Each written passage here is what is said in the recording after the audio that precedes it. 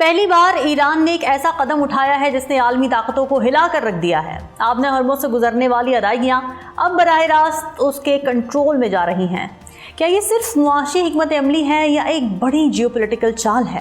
دوسری طرف امریکہ کی بحری طاقت موجود ہونے کے باوجود اس صورتحال کو مکمل طور پر کنٹرول نہیں کر پا رہا ہے۔ تو کیا طاقت کا توازن بدل رہا ہے؟ اور سب سے تشویشناک پہلو وہ زیر سمندر فائبر آپٹک کیبلز جن پر دنیا کا بڑا ڈیجیٹل نظام کھڑا ہے۔ اگر یہ متاثر ہوئی تو کیا دنیا انٹرنیٹ بینکنگ اور کمیونیکیشن کے بحران کا شکار ہو سکتی ہے؟ ایران کی بڑھتی ہوئی عسکری تیاری، امریکہ کی پابندیاں، غیر یقینی سیز فائر اور پھر پس پردہ جاری سفارتی کشمکش، یہ سب مل کر ایک ایسا منظرنامہ بنا رہے ہیں جو کسی بھی وقت بڑے تصادم میں بدل سکتا ہے۔ کیا یہ صرف کشیدگی ہے یا آنے والی بڑی جنگ کا آغاز؟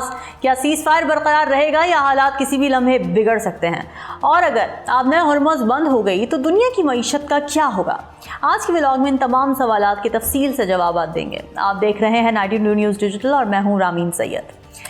ویورز، پہلی بار تاریخ میں غیر معمولی پیش رفت سامنے آئی ہے۔ ایران نے یہ اعلان کیا ہے کہ آبِ ہرمز سے حاصل ہونے والی تمام ادائیگیاں باقاعدہ طور پر اس کے مرکزی بینک میں جمع کرا دی گئی ہیں۔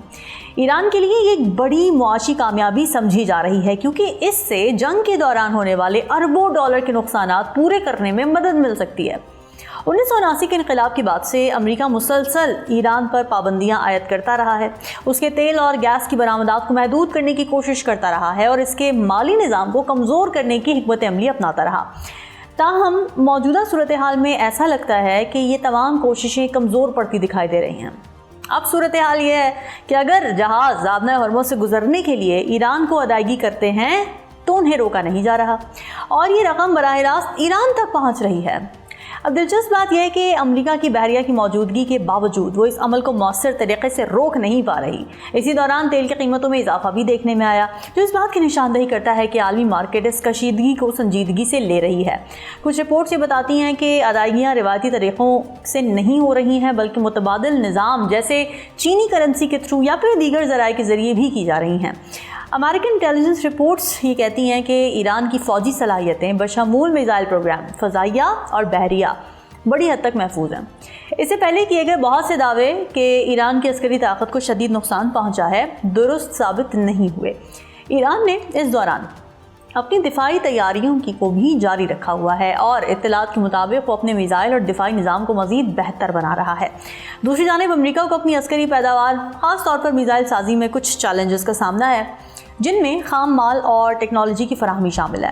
اب ماہرین یہ کہتے ہیں کہ موجودہ صورتحال ایک پیچیدہ عالمی طاقت کے توازن کی عکاسی کرتی ہے جہاں نہ صرف فوجی بلکہ معاشی، تکنیکی اور جغرافیائی عوامل بھی اہم کردار ادا کر رہے ہیں۔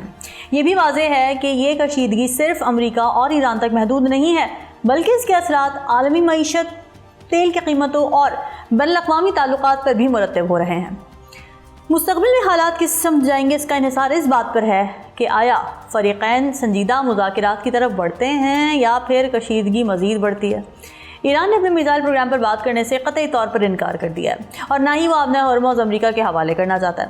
اگرچہ امریکہ نے سیز فائر میں توسیع کا اعلان کیا ہے لیکن ایران نے اسے باضابطہ طور پر قبول نہیں کیا۔ یہ سیز فائر ایک غیر رسمی سمجھوتا ہے جسے کسی بھی وقت ختم کیا جا سکتا ہے۔ ویورز، آبِ ہرمز اب صرف تیل کی گزرگاہ نہیں رہی ہے بلکہ ایک اہم اسٹریٹجک مرکز بن چکی ہے جہاں سے عالمی معیشت اور ڈیجیٹل نظام دونوں جڑے ہوئے ہیں۔ حالیہ کشیدگی کا آغاز کسی سفارتی پیش رفت سے نہیں ہوا بلکہ ایک ڈرامائی بحری اقدام سے ہوا ہے جس نے عالمی سطح پر تشویش کی نئی لہر پیدا کر دی ہے۔ ایران نے 2 کمرشل جہازوں کو تحویل میں لے لیا جو خلیج سے باہر نکلنے کی کوشش کر رہے تھے۔ یہ اقدام نہ صرف ایک عسکری پیغام تھا بلکہ اس بات کا بھی اظہار کہ ایران اپنی جغرافیائی برتری کو مؤثر ہتھیار کے طور پر استعمال کرنے کے لیے تیار ہے۔ بین الاقوامی رپورٹس یہ بتاتی ہیں کہ ایرانی بحریہ نے ان جہازوں کو روکا اور فائرنگ بھی کی جس سے ایک جہاز کو نقصان پہنچا مگر کوئی جانی نقصان نہیں ہوا۔ ایران کا موقف یہ ہے کہ یہ جہاز سمندری قوانین کی خلاف ورزی کر رہے تھے۔ یہ واقعہ ایک ایسے وقت میں پیش آیا جب امریکہ کے صدر ڈونلڈ ٹرمپ نے سیز فائر میں توسیع کا اعلان کیا مگر ایران نے اسے تسلیم نہیں کیا۔ دوسری طرف امریکہ بھی کھلے سمندروں میں ایرانی یا ایران سے منسلک جہازوں کی نگرانی کر رہا ہے جس سے دونوں ممالک کے درمیان بالادستی کی ایک نئی کشمکش شروع ہو چکی ہے۔ ایک اور نہایت اہم پہلو زیر سمندر فائبر آپٹک کیبلز کا ہے جو دنیا کے مختلف کانٹیننٹس کو آپس میں ملاتی ہے۔ اندازاً دنیا کے 20 سے 30% انٹرنیٹ ڈیٹا کا گزر انہی راستوں سے ہے۔ अगर इन केबल्स को नुकसान पहुंचता है तो आलमी सतह पर इंटरनेट, बैंकिंग और डिजिटल मईशत शदीद मुतासर हो सकती है। ईरान ने अगरचे बराह रास्त इन केबल्स को निशाना बनाने की धमकी नहीं दी है, मगर इस हवाले से इशारे दिए जा रहे हैं और ये वाज़ेह कर दिया है कि मुस्तकबिल की जंग सिर्फ ज़मीनी या समुद्री नहीं बल्कि डिजिटल मैदान में भी लड़ी जा सकती है। तो दूसरी तरफ अमरीका की जानिब से आबना हरमुज़ में नाफिज करदा बहरी नाकाबंदी भी मुकम्मल तौर पर मौसर साबित नहीं हुई है। मुख्तलिफ रिपोर्ट्स ये बताती हैं कि मुतअद्दिद ईरानी जहाज़ इस नाकाबंदी को अबूर करने में कामयाब रहे हैं, जिससे अमरीकी हिकमत अमली पर सवालात उठ रहे हैं। ईरान अपनी जोग्राफियाई बर्तरी की वजह से इस इलाके में ज़्यादा मौसर कंट्रोल रखता है और उसने न सिर्फ अपनी तिजारत जारी रखी है बल्कि जहाज़ों की आमदोरफ्त को भी महदूद करके अपनी गिरफ्त मजबूत कर ली है। पाकिस्तान ने अमेरिका और ईरान के दरमियान सालिसी की कोशिश की, ताहम अभी तक कोई हतमी नतीजा नहीं निकला।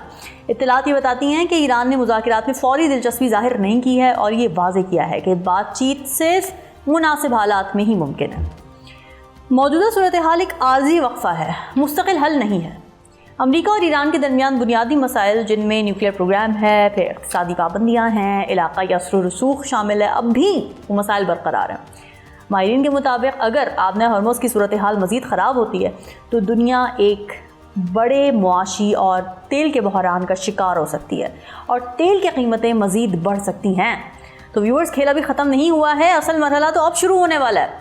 आबना हरमुज़ पर कंट्रोल सिर्फ एक ख़बर नहीं है बल्कि आने वाले तूफ़ान का इशारा है। अगर हालात यही रहे तो अगली खबर शायद जंग की होगी। दुनिया की मईशत एक धागे पर लटक रही है और वो धागा है आबना हरमुज़। ईरान और अमेरिका का टकराव अब किसी भी वक्त ख़तरनाक रुख इख्तियार कर सकता है। तो आने वाले दिन ये फैसला करेंगे कि ताकत किसके पास है। आज के व्लॉग से इतना ही, मुझे दीजिए इजाज़त। अल्लाह हाफ़िज़।